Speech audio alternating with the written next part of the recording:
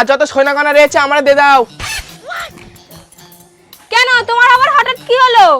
Income tax rate করতে আসতেছে, তাড়াতাড়ি সোনা গয়নাগুলো আমার দিয়ে দাও, দিয়ে তুমি ব্যাগপত্র নিয়ে বাপের বাড়ি চলে যাও। তা আমাদের বাড়িতে অত সোনা গয়না নেই যে আমাদের ইনকাম ট্যাক্স আসবে, হয়তো নিতাইয়ের বাড়ি আসবে, তুমি শুনেছো আমাদের বাড়ি আসবে।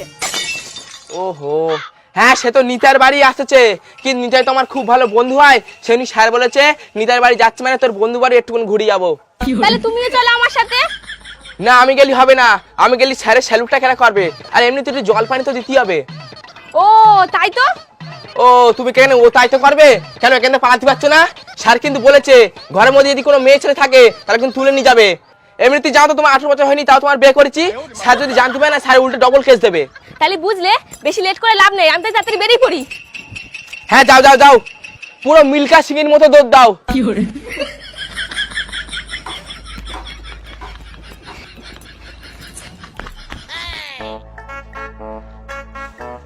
আমি একজন মা হয়ে আমার সোনার মতো ছেলেটাকে বাইরে রেখে দিয়ে এলুম। ছোটবেলাতে মেরে ধরে মানুষ করেছি, এটা আমি ঠিক করলুম না। ভাগ ভাগ বলছি ভাগ, বাবুকে নিয়ে ভাগ।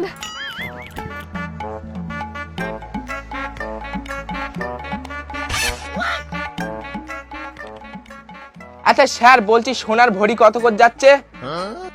না আমার কিছু সোনা ছিল, কেজিএফ তে এনেছিলুম, ভাবছি বিক্রি করে দেবো। না স্যার ওই মনে হয়, দাঁড়াও 1 সেকেন্ড, ওই মনে হয় 3-4 ভরি রয়েছে, বিক্রি করলে 40-50 হাজার টাকা হবে। বাহ বাহ, এই তোমার ইনকাম ট্যাক্স। তা তুমি ইনকাম ট্যাক্সের চাকরিটা কবে পেলে আমারে বললে না তো? হ্যাঁ না মানে আমি একটু গয়নাগুলো সাইড করার ব্যবস্থা করছিলাম। হ্যাঁ সেটা তুমি সাইড করছিলে না বিক্রি করছিলে, সেটা আমি নিজের কানে শুনলুম। এই একটু আস্তে কথা বলতে পাও না, এই তোমার জন্য আমাদের ঘরের খবর লোকে সব জেনে যাচ্ছে। হ্যাঁ নিজে যখন ড্রেনের মধ্যে ঢুকে বাংলার ফুটিকে চিল্লায় তখন কেউ শুনতে পায় না? ও যত দোষ এখন নন্দ ঘোষের না, শালা এই বাড়ি আমি থাকবোই না। সাতটা মাছ ঢাকার চেষ্টা করছে নাকি আমার গয়নাগুলো চুরি করে? हार्श के अपने लड़े तो हम बुरे हो गए, अपने लड़े तो हम बुरे हो गए, चांदपुरी हो गए। क्या बोलते कंपनी, हम बोलते कंपनी, क्या बोलते कंपनी।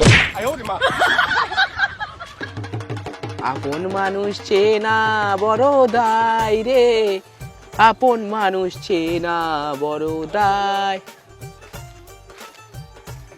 আপন মানুষ চেনা বড় দায় রে, আপন মানুষ চেনা বড় দায়। রতন দা মাথা পাতা ওরম ফেটে গেছ কি করি? আপন মানুষ চেনা বড় দায় রে, আপন মানুষ চেনা বড় দায়, আপন মানুষ এ মানে মাথা ফেটে মাথা পাতা খারাপ হয়ে গেছে। আমি যাই, বৌদির হাতে 2 কাপ চা খাই নেই। শালা শরীরের বাচ্চার সারাদিন কোনো কাজ নেই, আমার বোর পিছন পিছন ঘুরে বেড়াবে, ওই জন্যই বলি আর বউটা কেন এত বাজে হয়ে যাচ্ছে।